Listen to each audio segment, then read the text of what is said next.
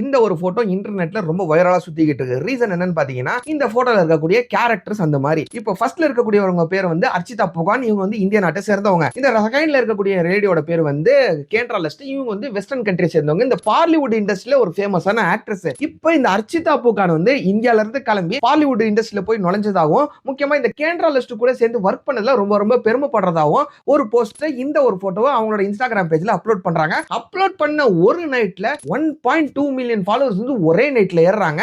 இப்போ இத பேஸ் பண்ணி ஏகப்பட்ட கான்ட்ரோவர்சிஸ், ஏகப்பட்ட மீடியா சேனல்ஸ் புது சன்னி லியோன் வந்து பிறந்துட்டாங்க, இந்தியால இருந்து கிளம்பி பாலிவுட் இண்டஸ்ட்ரியில ஒர்க் பண்ண கிளம்பிட்டாங்க அப்படின்னு சொல்லிட்டு ஏகப்பட்ட நியூஸ் வந்து எழுத ஆரம்பிச்சிட்டாங்க. அதுக்கப்புறம் தான் நாளடைவில் தெரிய ஆரம்பிக்குது, இந்த ஒரு பொண்ணு வந்து நிஜ உலகத்துல கிடையவே கிடையாது. இது வந்து ஒரு ஏஐ ஆல கிரியேட் பண்ணப்பட்ட ஒரு பொண்ணு. இந்த கேரக்டர் கிரியேட் பண்ணது வந்து பிரதீம் அப்படின்னு சொல்லப்படக்கூடிய ஒரு மெக்கானிக்கல் இன்ஜினியர், அசாம் மாநிலத்தை சேர்ந்த ஒரு ஆளு. இவன் வந்து தன்னோட எக்ஸோட ஒரு போட்டோவை மாஃப் பண்ணி இந்த ஒரு கேரக்டர் கிரியேட் பண்ணிருக்கான். கிரியேட் பண்ணி ஒரு இன்ஸ்டாகிராம் பேஜை ரன் பண்ணி அந்த இன்ஸ்டாகிராம் பேஜ்ல 18+ போட்டோஸ் 18+ வீடியோஸ்லாம் அப்லோட் பண்ணி கிட்டத்தட்ட 5 லட்சத்துல இருந்து 10 லட்சம் ரூபாய் வரைக்கும் காசு சம்பாதிச்சிருக்கான். அண்ட் 1.2 மில்லியன் ஃபாலோவர்ஸ் ஏமாத்திருக்கான். அதே சமயத்துல பெரிய பெரிய மீடியா சேனல்ஸையும் பல்பு வாங்க விட்டுருக்கான். அண்ட் இந்த 1.2 மில்லியன் ஃபாலோவர்ஸ் இந்த பேஜை ஃபாலோ பண்ணாங்களே, அவங்களெல்லாம் என்னத்த போய் சொல்றது எனக்கு சுத்தமா தெரியல.